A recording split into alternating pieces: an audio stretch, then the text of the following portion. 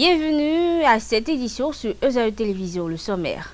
En tournée dans le Bénin depuis plusieurs semaines, le président de la République, Patrice Talon, s'est rendu avec sa suite dans la commune d'Abomey-Calavi ce vendredi. Un accueil chaleureux lui a été réservé par les populations de la commune et le maire Aaron Djinou. Ravi pour les nombreuses réalisations du PAG dans la ville, le maire d'Abomey-Calavi a remercié le président de la République.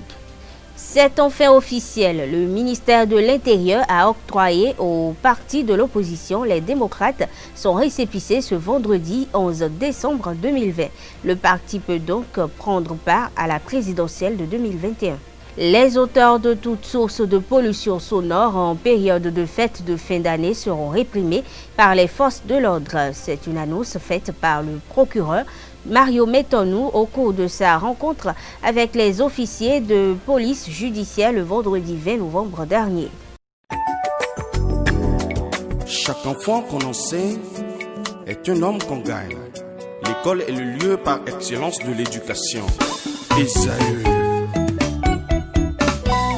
Étudiants, étudiantes, nouveaux bacheliers, parents d'élèves, une raison de plus pour choisir l'excellence. Et oui, bénéficier des demi-bourses et de réductions de scolarité à ESAE. Payer 250 000 au lieu de 500 000 en licence 1, 2 et 3 sciences juridiques, économiques, de gestion et en journalisme. Et pour les 100 premières inscriptions en administration des finances et administration générale, bénéficier d'une réduction et payer 400 000 au lieu de 500 000. En master 1 et 2, 500 000 au lieu de 800 000 en administration des affaires, 600 000 au lieu d'1 million en journalisme. Faites partie des 100 premiers inscrits en administration des finances et administration générale pour bénéficier de la réduction. Payez 800 000 au lieu d'1 million. À ESAE Cotonou et Parakou, la rentrée est effective. Le dossier d'inscription est disponible en téléchargement à l'adresse suivante www.esae.bj/ESAE 2019 ou renseignez-vous à ESAE Cotonou au 96 80 55 11 98 98 14 00 90 93 65 21 à ESAE Parakou au 96 68 16 14 97 77 51 47 à ESAE, l'épanouissement et le développement est au cœur de notre succès. ESAE, l'excellence a un nom.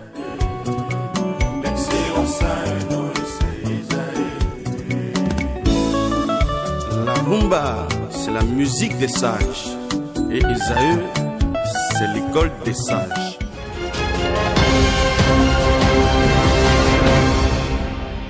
Bonsoir à toutes et à tous. Dans le cadre de sa tournée nationale de reddition de comptes, le chef de l'État, Patrice Talon, s'est rendu dans l'après-midi de ce vendredi 11 décembre 2020 dans la ville d'Abomey-Calavi. Il a été question pour lui de faire avec les populations de cette localité le point de ses réalisations à la tête du pays depuis un peu de 5 ans qu'il en a la charge.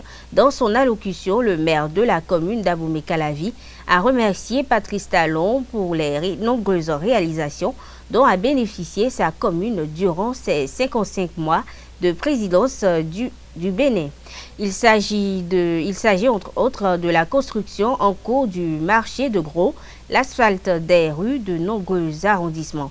Angelo Aaron Djinou reviendra ensuite sur le mode de gestion de Patrice Talon. Il a magnifié l'abnégation, la détermination et la rigueur de son style de management. Le parti Les Démocrates a obtenu ce vendredi 11 décembre 2020 son récépissé qui consacre l'existence légale de la formation politique. Le ministère de l'Intérieur a reconnu ce jour le parti d'opposition parmi les formations politiques au Bénin. Éric Rondeté, le président et les militants du parti peuvent donc se réjouir de pouvoir prendre part à l'élection présidentielle en 2021, ce après plusieurs allers-retours effectués au ministère de l'Intérieur pour apporter des corrections à leur dossier.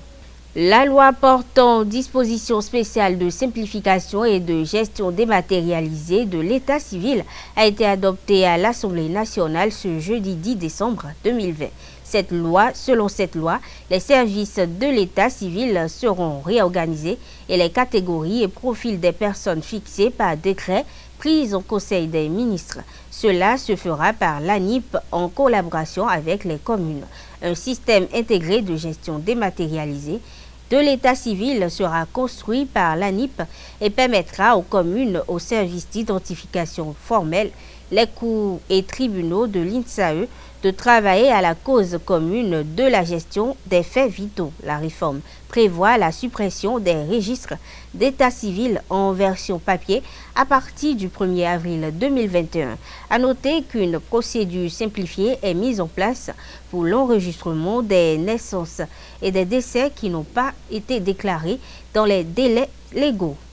Le procureur de la République près le tribunal de première instance de Cotonou, Mario Metonou, a donné des instructions aux forces de l'ordre pour mettre fin à la pollution sonore liée à l'ambiance des fêtes de fin d'année. Lors de la rencontre tenue vendredi 20 novembre 2020 entre les officiers de la police judiciaire et ce dernier, les agents de police ont été invités à réprimer les auteurs de toutes sources de pollution sonore. Les fêtes de fin d'année ne doivent pas être des occasions pour perturber la quiétude des populations, a mis en garde le procureur. Voici un extrait de ses propos au micro d'Abdelkader Achirou. Nous n'allons pas changer nos objectifs de continuer à rendre notre ville plus sûre, de continuer à combattre les différents cas de vol, et notamment les vols avec violence. Nous n'allons pas baisser les bras sur le front de la lutte contre les atteintes à l'environnement. Mais vous savez que nous allons vers, on va dire, deux périodes sensibles. La première, c'est les fêtes de fin d'année qui s'approchent, qui sont souvent l'occasion d'une résurgence de plusieurs infractions, notamment des vols, c'est le cas de le dire. Et je vous appelle à plus de vigilance, je vous appelle à plus d'attention. Je vous demande d'être un peu plus concentrés pour que nos concitoyens puissent passer les fêtes de fin d'année en toute quiétude. Je vous demande également de faire en sorte que ceux qui ont des bars, des restaurants, ne profitent pas de cette période pour empêcher ceux qui veulent se reposer de le faire. Je demande à la brigade de protection du littoral de lutte contre la pollution, ainsi qu'à tous les chefs d'unité d'arrondissement, d'être attentifs à cette infraction, celle de la pollution sonore. Nous ne devons pas, sous le prétexte de la fête, perturber la quiétude de nos concitoyens. La deuxième période qui s'ouvrira, on va dire, au début du deuxième trimestre de l'année prochaine, c'est celle de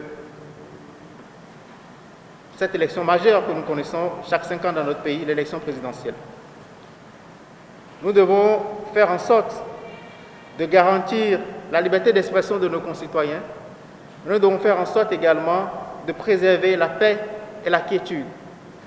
Nous devons donc travailler à ne pas créer des tensions par notre propre action. Nous devons faire en sorte que le débat démocratique puisse se tenir dans une ambiance de paix, dans une ambiance fraternelle, dans une ambiance qui ne porte pas atteinte à notre volonté de vivre ensemble, à la cohésion nationale. En cela, je vous appelle donc à non seulement de la vigilance, mais à faire preuve d'assez de tact, de pédagogie dans les actions que vous aurez à mener dans cette période sensible.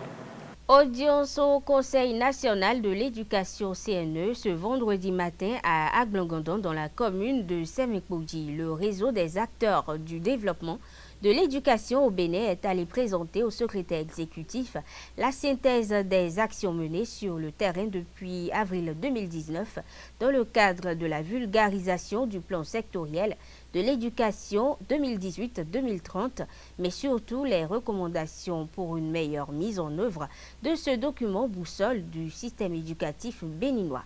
Compte rendu signé Larios Adiaguino.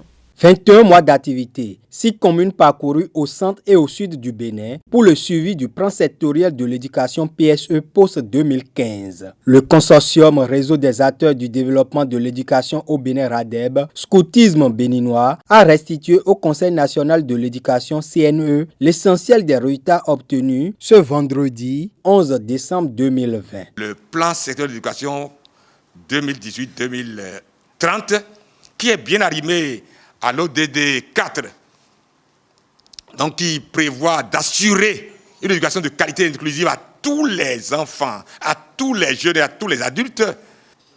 Ce document-là donc a été très bien élaboré, mais malheureusement n'est pas compris, n'est pas connu des gens à la base. Et ça c'est sincère.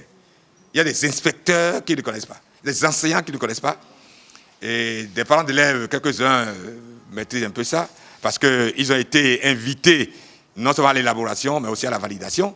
Certaines ONG connaissent, mais la population ne connaît pas du tout. En plus des recommandations déjà faites aux conseils communaux de Bopa, de Dangbo, de Djidja, de Glazoué, de Houlekame et de Koubé, le consortium a fait un plaidoyer pour une mise en œuvre efficace du PSE. Il faudrait que le CNE veille à ce que, dans toutes les communes, on puisse commencer par mettre progressivement en place l'école maternelle. Parce qu'il n'y a pas encore un début. Nous voulons qu'il y ait un début, que les parents comprennent, que les élus locaux comprennent, que les acteurs d'éducation au niveau de chaque commune comprennent que c'est le fondamental. Il faut commencer par l'école maternelle. Donc la maternelle doit être développée. Et on a dit ça aux maires aussi, aux conseils communaux. Bon, maintenant on a parlé de l'école primaire. Il faudrait que, de façon planifiée, les fonds FADEC qui sont envoyés soient gérés au mieux pour que les écoles soient créées dans toutes les localités de notre pays et qu'on n'ait pas à engloutir les fonds dans les mêmes localités. Pour la alphabétisation, nous avons dit si l'État pouvait augmenter un peu les fonds, parce qu'aujourd'hui c'est 0,25%, alors que vraiment il y a du boulot là. Et si on investit là, on investit sur l'homme et tout homme là, le développement sera probant. Peut-être pas tout de suite, mais à terme, c'est que d'ici 2030, c'est que vraiment si nous commençons à mettre ces petits pas-là, on ira très loin. Pour la pérennisation du projet du suivi du plan sectoriel de l'éducation PSE 2018-2030, il a été souhaité la mise en place de cadres de concertation entre les acteurs dans chacune des 6 communes. L'un des résultats que nous avons commencé par enregistrer sur le terrain, c'est que les conseils communaux ont commencé par mettre en place les cadres de concertation à la base. C'est essentiel pour la suite parce que nous pouvons dire, c'est vrai, on a travaillé pendant 21 mois, mais ça ne suffit pas pour que les conseils communaux maîtrisent le PSE comme on le voudrait et l'arriment désormais à leur plan de développement communal. Pour la mise en œuvre de ce projet, le consortium Radeb Scoutisme béninois s'est appuyé sur des jurys citoyens et a bénéficié du soutien de l'Union européenne et du programme renforcement et participation de la société civile au Bénin.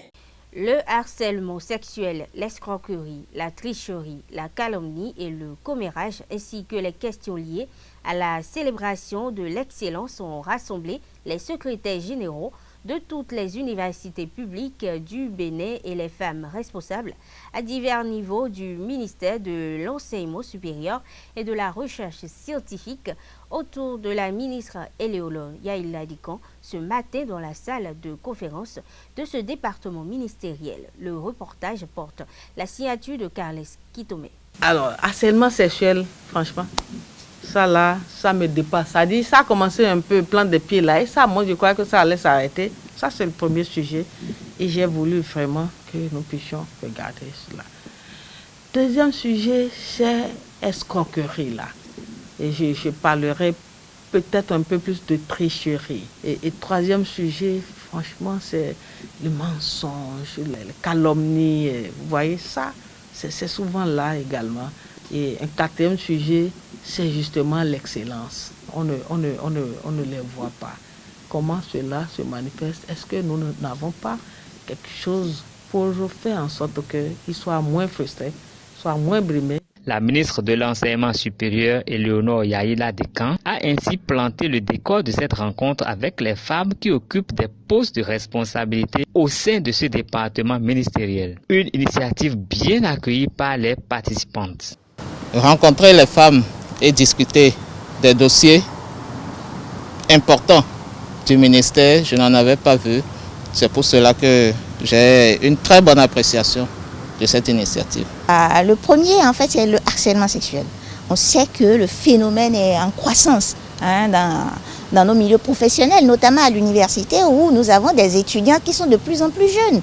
Elles viennent à 15 ans, 16 ans, elles n'ont pas forcément les armes qu'il faut pour se défendre par rapport donc, à l'assaut des prédateurs. Le phénomène n'est pas uniquement entre enseignants et étudiants, le phénomène c'est aussi dans l'administration universitaire. Vous voyez un peu, donc c'est un phénomène qui est en recrudescence et il faut absolument qu'on trouve les solutions appropriées. L'implication totale des femmes est le gage de réussite de ce combat pour une administration saine où chaque acteur pourra s'exprimer librement. Moi, je pense que si ce sont les femmes qui portent les préoccupations, les solutions, les moyens de les mettre en œuvre, ce sera plus facile d'atteindre nos objectifs. Donc, je suis tout à fait rassurée sur ce point-là.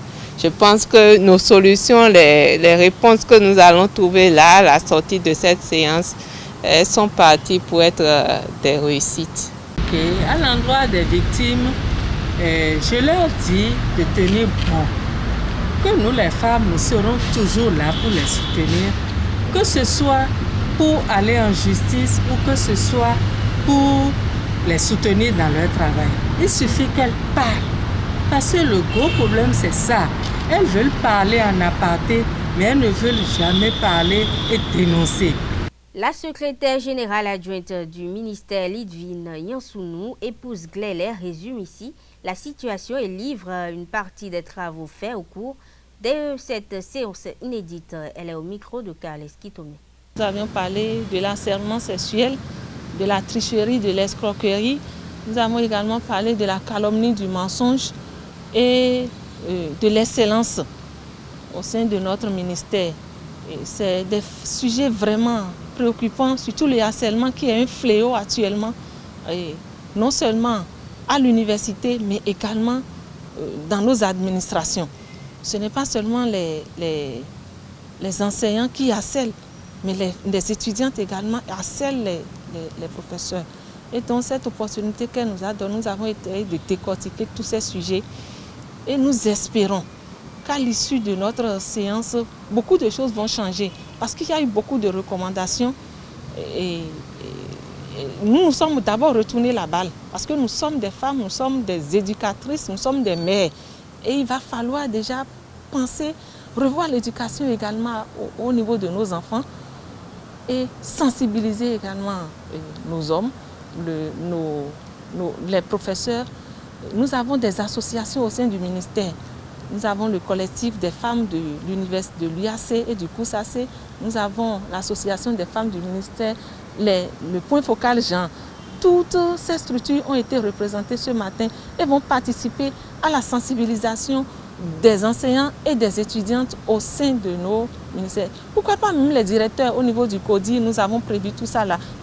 C'est ce qu'ils ont dit. Je voudrais leur dire de ne pas avoir peur. De savoir que rien ne pourrait leur arriver lorsqu'elles dénoncent un enseignant qui les harcèle. Parce qu'elles ont souvent peur. C'est ce que nous avions remarqué. J'ai donné un cas tout à l'heure. Elles ont souvent peur de dénoncer parce qu'elles sont certainement... elles n'ont pas confiance certainement en elles ou qu'elles sont menacées. Moi, je voudrais leur demander de ne pas avoir peur. Il y a des boîtes à suggestions un peu partout au niveau des universités. Là où il n'y en a pas, on les mettra. Au niveau du ministère, il y aura bientôt un centre d'écoute également et je crois qu'elles ont la possibilité de dénoncer en toute liberté et en toute confiance parce que nous les soutenons, nous les femmes du ministère, nous les soutenons et la ministre également les soutient et on pourrait remédier vraiment à ce fléau-là. Les cadres, certains cadres ont peur parce que lorsque vous avez le directeur, il est ton supérieur et qui te menace,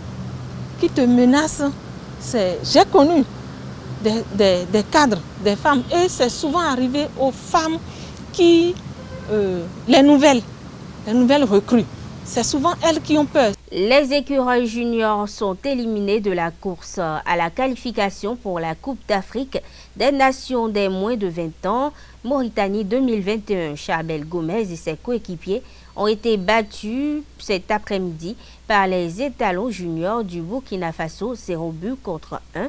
lors du troisième et dernier match du groupe A au stade Charles de Gaulle de Porto Novo. Après une première période poussive, ils ont logiquement concédé l'ouverture du score à la 53e minute du jeu. Le sélectionneur Mathias Deguenon a exprimé sa déception à la fin du match. Des propos recueillis par Larius Setondé à Diagueno. Nous partons de la compétition avec beaucoup de regrets parce que il nous fallait juste un point pour passer. Ce soir, on avait en face une équipe qui a montré plus d'envie que nous. Et on n'était pas dans l'action, on était plus dans la réaction après le but. Et déjà, pendant les 45 minutes, deux de mes défenseurs sont sortis du coup sur blessure et ça a désorganisé un peu le bastion défensif. Ça a fait qu'on n'était plus concentré, on n'était plus dans le jeu et sur une action, l'adversaire a trouvé la faille, il a marqué, mais il faut comprendre qu'après, dans la réaction, on avait eu des opportunités pour revenir au score, mais malheureusement, avec ceux que nous avons devant, il n'y avait pas la tempérance, il n'y avait pas le calme pour faire le dernier geste. Et nous partons avec beaucoup de regrets, comme je l'ai dit. En tant que pays organisateur, il est sorti au premier tour et ça fait très mal. Les consignes étaient les mêmes comme face au Togo. C'était venu pour gagner, pas venu pour jouer, pour prendre un point. On était venu dans l'intention de gagner, de prendre les 3 points. C'est ce que nous leur avons dit avant de venir au terrain. Mais malheureusement, c'est parce qu'on a eu droit ce soir. Dans l'autre match du groupe, le Togo et le Niger se sont quittés dos à dos sur le score d'un but partout.